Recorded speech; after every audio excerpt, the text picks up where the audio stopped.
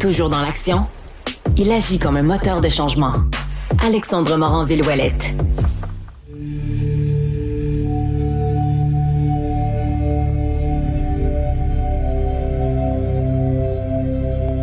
Ben oui, comme toutes les fins de semaine, c'est l'heure de la chronique sceptique avec celle qui tente, semaine après semaine, de me convaincre de certains phénomènes ésotériques les plus, j'allais dire farfelus, mais vous voyez, il faut que je me retienne, il faut que je sois ouvert, que mes chakras le soient aussi, de phénomènes un peu ésotériques, comme ça, avec Jessica Giroux, ici, notre experte ésotérique maison. Bonjour, Jessica. Bonjour, Alexandre. Aujourd'hui, tu veux...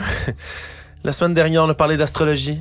Là, cette semaine, tu veux tenter de me parler de ces crimes qui ont été résolus, ou du moins qu'on pense qu'ils ont été résolus, je vais le dire comme ça, grâce à des médiums. Exactement, Alexandre. En fait, je vais juste commencer avec une petite introduction d'entrée de jeu. Est-ce que tu savais qu'on retrace des documents qui relatent des études sur la télépathie, les dons de clairvoyance, depuis 1850? OK, on tentait. Là, je mets un bémol, des études, d'accord? Je veux dire, on a tenté d'analyser le phénomène. Exactement. Donc, ça fait vraiment longtemps qu'on s'intéresse à ce phénomène-là. Est-ce que ça se peut vraiment qu'il y ait des gens qui aient des dons spéciaux, en fait, qui nous permettent de voir dans l'avenir, de lire les lignes de la main? Donc, il y a plusieurs formes, en fait, de médiumnité. Comment qu'on peut lire, en fait, l'avenir de quelqu'un? Il y a le tarot, il y a l'oracle, le pendule divinatoire. Il y a plusieurs façons de faire ça. Oui, OK. Là, comme toutes sortes de sorcellerie spéciale. Là, attends, j'ai dit sorcellerie. Là, des médiums... C'est des gens qui ont des dons psychiques, là. C'est de ça qu'on parle, là. Le pouvoir de l'esprit, le cerveau qui s'éveille puis qui... OK, comment... Là, ces gens-là, allégués, eux, ils viennent résoudre des crimes. Il y en a certains, parce que comme tu dis, des gens allégués. Il y en a bel et bien des gens qui vont profiter de la vulnérabilité des gens, qui vont profiter du fait que des gens ont besoin de réponses à leurs questions. Des fois, ça peut être des vraies banalités, là. Ça peut être comme un bon politicien qui sait quoi dire, comment le dire pour bien t'accrocher. Oui, ça c'est sûr. Parce qu'il y a des phrases là-dedans, on s'entend qu'ils sont... Puis là, j'imagine que tu vas nous en donner des exemples concrets, mais moi j'ai l'impression, quand j'entends un médium, quand je vois une émission d'une dame qui parle aux morts pour la famille, tu peux dire toutes sortes de généralités, puis au final, ça va venir chez quelqu'un qui a un deuil, justement, venir les chercher quelque part dans leur fibre émotionnelle. Là. J'en conviens totalement. OK. Il existe effectivement plusieurs cas dans lesquels des médiums se sont trompés. Si je te dis le nom Cédrica, est-ce que ça te dit quelque chose? Provencher? Exactement. Oui. La jeune kidnappée, décédée, dont on a retrouvé les ossements, mais jamais le coupable. Jamais personne, finalement, n'a été là, formellement accusé de son meurtre. Exactement. Est-ce que tu savais que lors de l'enquête, il y a une voyante qui a contacté les autorités policières en leur affirmant qu'elle avait eu une vision? Non, je savais pas tout. OK, il y a une voyante qui a participé à l'enquête sur Cédrica. Ben, parle-moi de ça. Mais en fait, elle a téléphoné les autorités policières parce qu'elle leur a dit qu'elle a été frappée par une vision. Elle a décrit la vision. Elle a vu la petite Cédrica se faire enlever par un homme bedonnant, assez grand. Et puis, aujourd'hui, avec les descriptions qu'on connaît, avec toutes les informations qu'on connaît, on peut affirmer qu'elle s'est complètement trompée, que le suspect ne ressemble pas du tout à ça. OK. Mais il y a quand même eu une dame qui a eu le besoin. Puis moi, j'aimerais ça, honnêtement, être dans le poste de police. Là. J'aimerais ça être un policier. Là, tu t'actives, tu essaies de retrouver Cédrica, dossier de l'heure. Puis là, une madame t'appelle. Moi, je l'ai vu dans une vision, le coupable dans cette histoire-là, monsieur. Je sais pas si je prends le temps d'écouter au complet. Je veux pas raccrocher au nez de la madame, mais je sais pas. Je sais pas, on dirait comment je réagirais à entendre un appel comme ça. Ben, puisque j'ai été capable de tomber sur cette information, ça veut dire qu'elle a été répertoriée. Ça veut dire que le policier a pris ça en considération.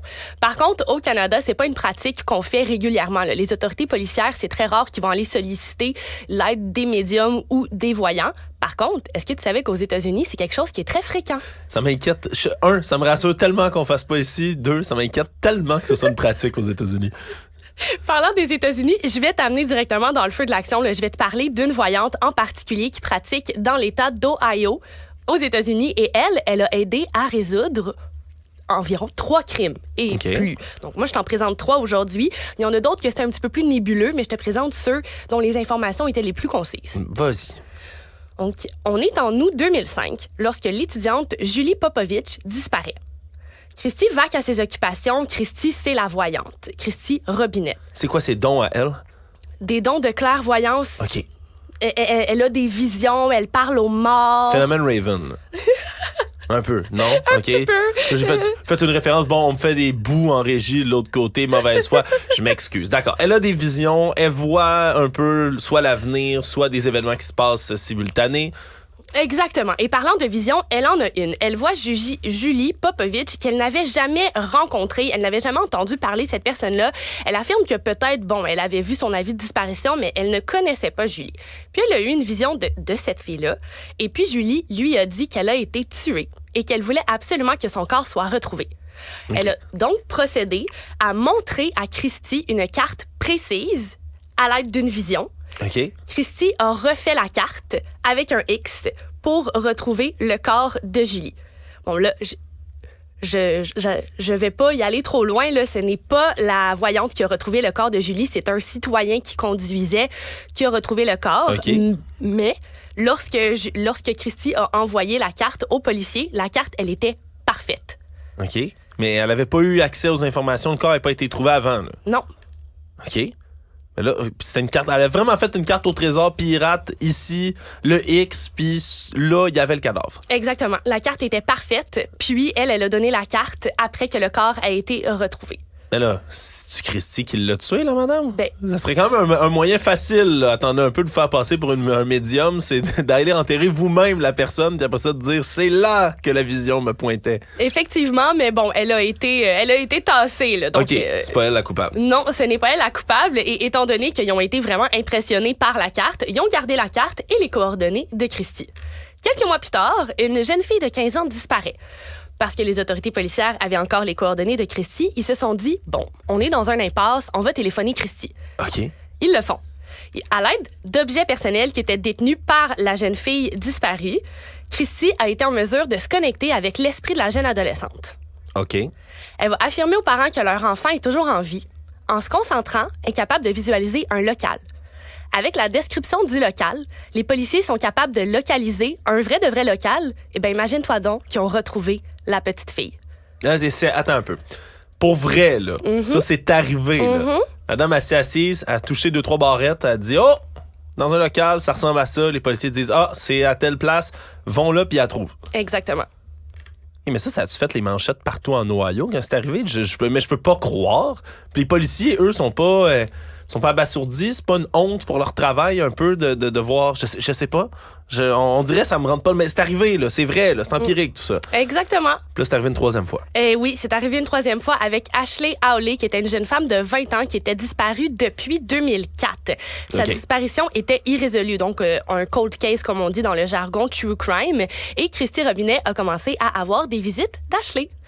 Christy va affirmer que l'esprit d'Ashley, il tentait vraiment fort d'entrer en communication avec elle, mais qu'il n'arrivait pas à communiquer adéquatement, donc il n'était pas capable de comprendre le message. Éventuellement, après plusieurs semaines, ça va fonctionner. Ashley Hawley affirme à la médium qu'elle a été tuée par son conjoint et qu'elle veut absolument que ça se sache. Ensuite, à l'aide d'une vision, elle va encore une fois montrer l'emplacement de son corps.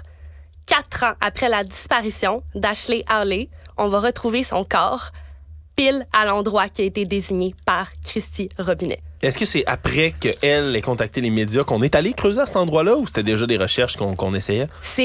En fait, c'est le cas qui a été résolu grâce à Christy. Sans son aide, ça n'aurait pas été résolu du tout, là. Le cas était irrésolu, il n'y avait aucune piste et j'ai ici pour toi un article de journal qui a été écrit parce qu'effectivement, ça le fait les manchettes. L'article de journal s'intitule « Comment une médium a aidé à résoudre un cas irrésolu » et on parle ici du cas d'Ashley Hawley. Je vais évidemment pas le lire tout de suite, mais... OK, là, attends, je vais essayer d'être sceptique un peu, c'est ça le nom de la chronique. Crème, j'ai de la misère à voir comment elle aurait pu deviner tout ça. Tu as accès à des informations privilégiées de la police? Non, la police n'a pas fait ça. On est sûr que c'est pas elle qui commet tous ces crimes-là puis qu'il fait des mises en scène après. Là. On est sûr de ça. Sûr et certain. Le conjoint, il est arrêté dans cette histoire-là. Effectivement. Il a été condamné puis tout. Effectivement. Condamné, ça, j'ai pas fait les recherches plus poussées pour la condamnation, mais je sais qu'il a été inculpé puis qu'il a été en cours par rapport à ça. OK. Là, tu vois, là... Mais là, ça m'intrigue parce que j'ai de la misère. Tu vois, quand tu me donnes quelque chose, j'ai de la misère tout de suite à argumenter contre. Déjà, c'est bon signe pour ta cause dans cette histoire-là. Écoute, Jess, je sais pas exactement si je crois au médium, après ce que tu viens de m'amener, mais moi, une chose est certaine, si je me fais kidnapper un jour, s'il vous plaît, c'est la dernière affaire que je veux. Là. Mettons, épuiser toute la liste de toutes les ressources au monde avant d'appeler un médium ou une médium pour me retrouver. Je suis sûr, tu vois, j'ai l'esprit trop fermé, puis le médium sera pas capable de se connecter avec moi. Le Wi-Fi marchera pas, ça passera pas, puis on me trouvera pas. Il y a de fortes chances. C'est vraiment une question de connexion. C'est vraiment une question de connexion. Jessica Giroux, cette fois-ci, je suis mystifié. Merci beaucoup d'avoir été là. Merci à toi, Alexandre. Salut.